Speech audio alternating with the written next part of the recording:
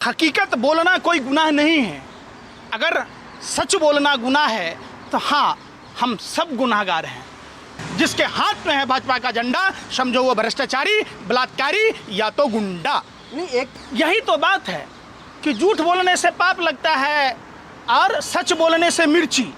भाजपा नेता के डीएनए में नाथूराम गोडसे जैसा संस्कार हो, जिस पार्टी के डीएनए में गोरे अंग्रेजों की दलाली और मुखबरी करने का डीएनए हो, उस पार्टी में चाहे वो संजय गायकवाड़ हो, रवनीत सिंह बिट्टू हो या पूर्व एमएलए, जिस तरीके से अल्फाज एक सिख कम्युनिटी का नुमाइंदा कम से कम इस तरीके की बातें नहीं बोल सकता।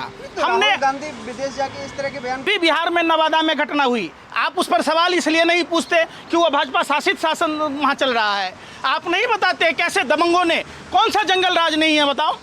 ये काम लीजिए हमारे पिताजी से और बात लीजिए हमसे।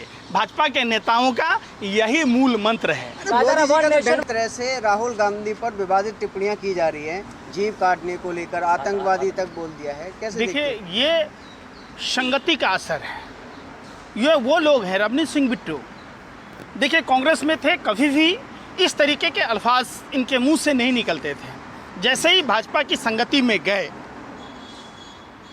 वो ऐसी भाषा बोलने लगे। मतलब आप समझिए कि जिस पार्टी के डीएनए में नाथूराम गोडसे जैसा संस्कार हो, जिस पार्टी के डीएनए में गोरे अंग्रेजों की दलाली और मुखबरी करने का डीएनए हो, उस पार्टी में चाहे वो संजय गायकवाड़ हो, रवनीत सिंह बिट्टू हो या पूर्व एमएलए, जिस तरीके से अल्फाज एक सिख कम्युनिटी का नुमाइंदा कम से कम इस तरीके की बातें नहीं बोल सकता।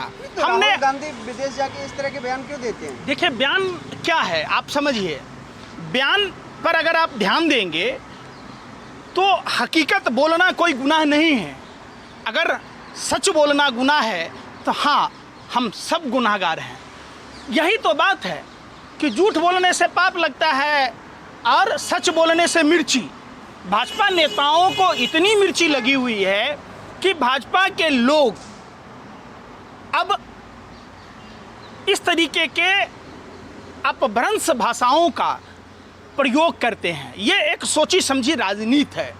संस्कारहीन लोगों की पार्टी है भारतीय जनता पार्टी।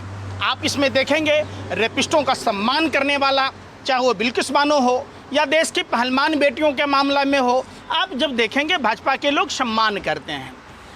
कलकत्ता की घटना, भारतीय जनता पार्टी वहाँ आंदोलन करती है, लेकिन जब उत्तराखंड में होता है, जब बिहार में होता है, जब उत्तर प्रदेश में होता है, तो भारतीय जनता पार्टी नहीं बोलती। क्यों? शिंदे गुट के नेता हैं, उन्होंने तो 11 लाख का इनाम जीभ काटने पर रख दिया। देखिए आदमी विचलित कब होता है?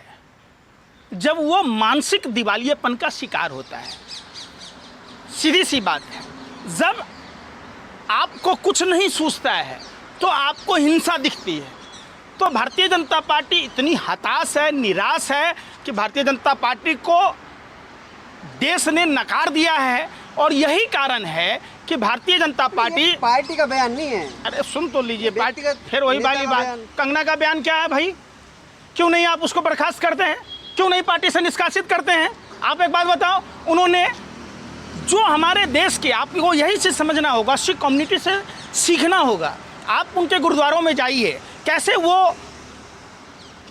आप जाएंगे गुरुद्वारा में, कैसे वो, उनकी पूजा पद्धति क्या है, उनकी मानव सेवा की पद्धति क्या है, उनको लोक कल्याण की पद्धति क्या है, यह सीखने की ज़रूरत है। उस सिख कम्युनिटी के बारे में कंगना ने क्या बोला था आप बताइए? 100 रुपया। अरे जो पूरे देश को पालता हो, जो मानवता का पालक हो, आप उस समाज के बारे में रमेश मधुरी ने क्या बोला, आपने वो ध्यान नहीं दिया। अभी बिहार में नवादा में घटना हुई, आप उस पर सवाल इसलिए नहीं पूछते कि वो भाजपा शासित शासन वहाँ चल रहा है। आप नहीं बताते कैसे दबंगों ने, कौन सा जंगल राज नहीं है बताओ। ये भारतीय जनता पार्टी और आप मीडिया के लोगों ने जिस तरीके से बिहार को बदनाम किया, क्या आज बिहार में जो महादलित टोले में जिस तरीके का आतंक बरपाया गया, घरों को जलाया गया, फूका गया, आप उस पर चर्चा नहीं करते। आप कंगना के बयान पर चर्चा नहीं करते। आप ब्रजभूषण शरण पर चर्चा नहीं करते। आप कुलदीप सेंगर पर बात नहीं करते। आप शुभेंदु अधिकारी जैसे लोगों पर बात नहीं करते। आप रमेश बदूरी जैसे लोगों पर बात नहीं करते। संस्कारहीन लोगों का महास्वर्ग है भारतीय जनता पार्टी, जिसके हाथ में है भाजपा का झंडा। समझो वो भ्रष्टाचारी, बलात्कारी या तो गुंडा। नहीं, एक तरफ हरियाणा चुनाव है, दूसरी तरफ जो राहुल गांधी पर विवादित बयान, तो इसे कैसे देखते हो आप?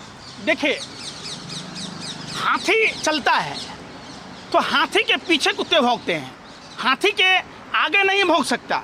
कुत्तों की इतनी औकात नहीं होती है। राहुल गांधी जी ने पद यात्रा के द्वारा भारत जोड़ो न्याय यात्रा और देश के किसानों से मिलना, कूलियों से मिलना, बढ़ई से मिलना, तमाम डीटीसी के बस कंडक्टरों से मिलना, तो मिला जुला के आप जब देखेंगे अग्निवीरों से मिलना, तमाम लोगों से जो मिल रहे हैं, एक उन्होंने अपनी जगह बनाई है, एक इमेज बनाई है। लोग जननायक की भूमिका में राहुल गांधी जी को देख रहे हैं और यही कारण है कि इस चुनाव में, लोकसभा चुनाव में भाजपा को करारी सी शिकस्त मिली।